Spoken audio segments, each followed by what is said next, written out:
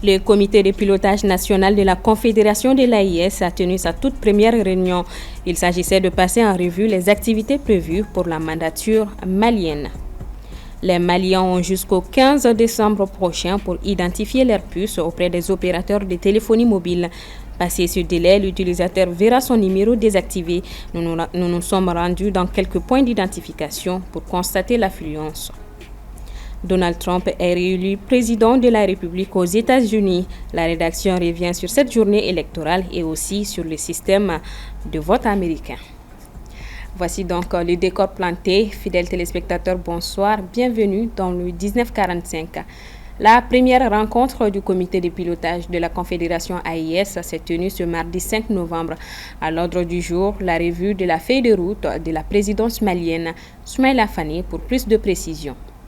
Mis en place en août dernier sous l'autorité directe du ministre des Affaires étrangères et de la coopération internationale, le comité de pilotage du Comité national de la Confédération de l'Alliance des États du Sahel est composé de 7 départements ministériels, dont ceux de l'administration territoriale et de la défense, mais aussi celui de l'économie et des finances. Hier mardi 5 novembre, le dit comité a tenu sa première rencontre dont l'objectif consiste à apporter une orientation stratégique au chef de l'État dans la conduite de l'organisation sous-régionale dont il assure la présidence tournante. L'objectif essentiel de ce comité, c'est de pouvoir vraiment apporter une orientation stratégique au chef de l'État dans la conduite de la Confédération, mais aussi de pouvoir coordonner toutes les actions du Mali et tout mettre en œuvre pour la défense des intérêts de notre pays. Cette rencontre a permis de mettre l'accent sur un certain nombre de points, parmi lesquels la sécurité, la diplomatie, mais aussi le développement. D'abord, du point de vue de la sécurité, les ministres en charge de la sécurité sont à pied d'œuvre, continuent leur travail de sécurisation. Nous, au niveau de la diplomatie aussi, nos ministres des Affaires étrangères, nous nous étions retrouvés ici à Bamako le 16 septembre pour pouvoir vraiment décider des actions à mener, la coordination de l'action. Sur le volet développement, le ministre des Finances coordonne une équipe d'une dizaine de ministres sur les questions de développement, sur les projets structurants, sur la libre circulation, sur des initiatives à prendre pour pouvoir renforcer l'intégration entre les trois pays. Selon Abdoulaye Diop, ministre des Affaires étrangères et de la coopération internationale, la feuille de route de la Confédération intègre également les activités à mener pour gérer les relations bilatérales avec les pays de la CEDEAO. Pour rappel, il a été prévu dans chacun des 3 pays de l'AES de mettre en place un comité national. La pollution de la Falémé, un affluent majeur du fleuve Sénégal, a suscité une prise de conscience au plus haut niveau entre les autorités sénégalaises, maliennes et mauritaniennes. Ce problème environnemental, exacerbé par l'exploitation aurifère, le dragage et l'utilisation de produits chimiques, a conduit les ministres de l'environnement des 3 pays à envisager des actions communes pour sauver ce cours d'eau vital. Le ministre malien de l'Environnement, de l'Assainissement et du Développement durable, Mamadou Samaké, et son homologue sénégalais Daouda Ngom ont discuté de cette problématique en marge de la COP16 à Cali en Colombie. Les 2 ministres ont évoqué la possibilité de créer un projet intergouvernemental visant la dépollution de la Falémé avec la mise en place d'un observatoire qui permettra un suivi plus rigoureux de l'état de la rivière. Ici au Mali, c'est à travers un communiqué daté du 4 novembre que l'autorité malienne de régulation des télécommunications, des technologies de l'information, de la communication et des postes a invité les Maliens à identifier leur carte SIM auprès des opérateurs de téléphonie mobile. Le mot d'ordre semble être suivi puisque les utilisateurs prennent d'assaut les coins d'identification. Le constat est fait par Djeneba Samaki. Les usagers maliens ont jusqu'au 15 décembre 2024 pour identifier leur carte SIM auprès des opérateurs de téléphonie mobile. Depuis cette annonce, les agences des opérateurs de téléphonie mobile sont bondées de monde.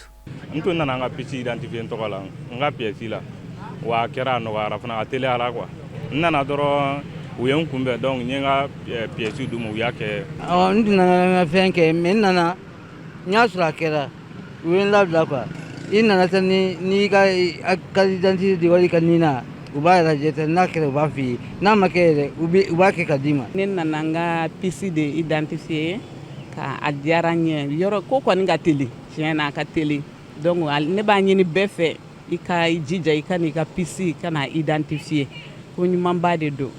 Sisan jama ka ca ni jama cayara kɔnɔna na a b'aw sigi k'olu makɔnɔ ni dɔ bɔra donc dɔ bɛ don a b'o cogo de la. Sur la question, les points de vue divergent. Parce que comment prouve que mɔgɔ million 18 kɔnɔna na aw b'a fɔ ko olu kana pièce identifier tile 15 kɔnɔna na est-ce que bonya b'o la? Aw dun b'a dɔn Mali kalanbaliw ka ca ni kalanlenw ye musokɔrɔbaw bɛ so kɔnɔ cɛkɔrɔbaw bɛ so kɔnɔna na olu tɛ wele mɔgɔ tɛ déplacer ka taa u ka baara kɛ fo k'a fɔ olu ka déplacer ka na olu ye pièce di mɔgɔ wɛrɛ ka na ka na a bɛɛ bɛ kɛla ɲɛna o tɛ sɔn k'o kɛ ko fo u yɛrɛ ka déplacer ka na. Cette identification des abonnés de téléphonie mobile avec la carte Nina demeure un problème pour certains. Nga carte Nina tununa quoi bon papier ou bɛ n bolo n nana ka na segin a kan ka n ka carte labɛn quoi n ka pièce labɛn quoi. Ne nana ne sera dɔw sigilen ma olu ko k'a tɛ se ka dilan quoi. N ka carte Nina a riche n'a fɛn bɛɛ bɛ n bolo n photo yɛrɛ b'a la yɛrɛ a fɛn bɛɛ b'a la. Bon n'a fɔra ne ka contact bɛ n ka numéro la ko pièce tigɛ nin cogo la tan vraiment a ka gɛlɛn ma quoi ça fait la déception. Dans son communiqué, la MRTP rappelle que toute personne qui n'aura pas identifié ses puces avec le numéro Nina avant le 15 décembre verra ses numéros de téléphone désactivés. Des usagers demandent la prorogation de ces délais. L'Afrique de l'Ouest est considérée comme l'une des régions où les voyages en avion sont les plus chers. Ce problème, qui vient s'ajouter aux autres défis perturbant le développement du secteur, est devenu l'une des priorités de la CEDEAO. La session des ministres de l'aviation à Lomé a pour objectif d'engager la réflexion sur la réduction du coût élevé du transport aérien et des billets par les biais des réformes communes. Assetoumani Koulibaly. La communauté économique des États de l'Afrique de l'Ouest CEDEAO a annoncé l'ouverture dès ce mardi 5 novembre d'une série de réunions pour plancher sur les défis liés au prix élevé des billets d'avion en Afrique de l'Ouest. Les assises de 4 jours qui se tiennent à Lomé réunissent les ministres de l'aviation, les DG de l'aviation civile, les responsables et les parties prenantes de cette industrie. Elle devrait déboucher sur des réformes touchant à la réduction des coûts opérationnels, notamment des redevances et taxes aéroportuaires, ainsi qu'à l'harmonisation des protocoles de sécurité. Outre cela, elle devrait apporter une possible réduction progressive des redevances et des taxes dans le secteur aérien, jumelées aux mesures de sécurité harmonisées. Le prix des billets est assez exorbitant pour la plupart des passagers. Plus les billets seront moins chers, ce qui sera la solution sortie de ces réunions, plus nous aurons de passagers, plus nous développerons le transport aérien. Donc le MUTA se trouvera grandi. Les compagnies trouvant qu'il y a assez de passagers à partir de Lomé pourront venir. Les compagnies trouvant qu'il y a moins de taxes à payer pourront venir. Donc ça fait une attractivité pour notre pays, politiquement, économiquement et socialement. Les frais imposés par les aéroports, les services de navigation aérienne et les autorités civiles, ainsi que les taxes gouvernementales, ont un impact majeur sur la compétitivité des compagnies régionales et freinent le développement économique, a souligné la CEDEAO. Une autre initiative en organisant cette rencontre est de mieux toucher le projet de création des marchés uniques du transport aérien africain, MUTA, projet clé pour notamment la ZLECAf. Ces réformes pour la réduction des coûts du transport aérien permettraient d'acquérir, selon les responsables, de nouvelles opportunités dans le secteur du tourisme, l'éducation, la santé, le commerce, ainsi que d'autres volets économiques, tout en intensifiant la libre circulation des personnes et leurs biens. En Guinée-Bissau, le président Oumarou Sissoko Embalo a annulé le décret fixant les législatives à la date prévue pour le 24 novembre. Il estime que les conditions ne sont pas réunies pour la tenue des élections à cette date. Un nouveau décret devrait établir une nouvelle date selon la présidence bissau-guinéenne. Samedi dernier, le président avait souligné qu'il formaliserait le scrutin cette semaine. D'une élection à une autre, Donald Trump s'apprête à être le 47e président des États-Unis, une victoire issue des élections les plus serrées de l'histoire.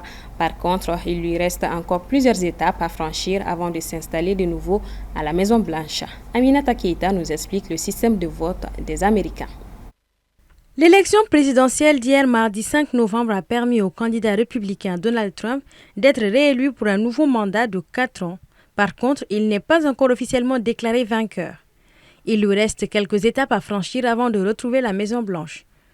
Alors qu'il fallait obtenir 270 voix de grands électeurs, soit la majorité des 538 voix possibles, Donald Trump s'est imposé avec 277 voix contre 224 voix pour la candidate démocrate Kamala Harris. Mais aux États-Unis, les citoyens ne désignent pas directement leur chef d'État. À partir d'aujourd'hui, chaque État du continent a l'obligation d'émettre avant le 11 décembre prochain un document certifiant les résultats du scrutin dans sa zone. La loi américaine laisse 5 semaines aux États entre le vote des citoyens et celui des grands électeurs afin de pouvoir résoudre tous les contentieux électoraux et recompter les voix en cas de contestation.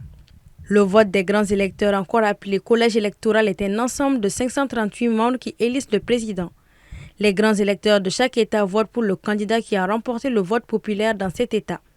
Il faut savoir que le système du collège électoral accorde plus de poids à un vote unique dans un petit État qu'au vote d'une personne dans un grand État, ce qui a parfois conduit à des résultats contraires au vote populaire. Souvent inconnus du grand public, les grands électeurs sont désignés en fonction du nombre de représentants d'un État à la Chambre des représentants et de ses 2 sénateurs. Chaque État se voit attribuer un certain nombre de grands électeurs en fonction de sa population. Ainsi, les grands électeurs se réuniront le 17 décembre prochain pour voter et confirmer le choix des citoyens américains. Les grands électeurs d'un État votent pour le candidat arrivé en tête, même si celui-ci l'a emporté d'une voix seulement. La victoire de Donald Trump est donc assurée. Il deviendra officiellement président en janvier 2025. Une période de transition de 2 mois s'ouvre durant laquelle se fera la transmission des dossiers et informations confidentielles aux nouveaux arrivants. Son équipe préparera ainsi son entrée en fonction. Une fois que le Congrès aura certifié le vote, le nouveau président sera investi le 20 janvier sur les marches du Capitole. Point final donc à ce 19h45. Merci à vous de l'avoir suivi. Bonsoir à tous et à demain.